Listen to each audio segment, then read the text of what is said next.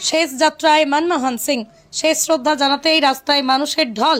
শেষ যাত্রায় মনমোহন সিং, প্রাক্তন প্রধানমন্ত্রীকে শ্রদ্ধা জানাতে মানুষের ঢল। পূর্ণ রাষ্ট্রীয় মর্যাদায় শেষকৃত্য সম্পন্ন হয়। তার মৃত্যুতেই 7 দিনের রাষ্ট্রীয় শোক দেশ জুড়ে। অর্ধনমিত থাকবে জাতীয় পতাকা। প্রাক্তন প্রধানমন্ত্রীর শেষকৃত্যের জন্য নিগমবোধ ঘাটে আসছেন বিভিন্ন রাজনৈতিক নেতারা।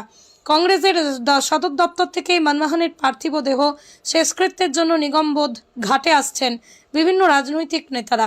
কংগ্রেসের সদর দপ্তর থেকে মনমোহনের পার্থিব দেহ শেষকৃত্যের জন্য নিগমবোধ ঘাটে নিয়ে যাওয়া হয়। সেখানেই রয়েছেন মল্লিকার্জুন খার্গে, রাহুল, প্রিয়াঙ্কা সহ কংগ্রেসের নেতারা।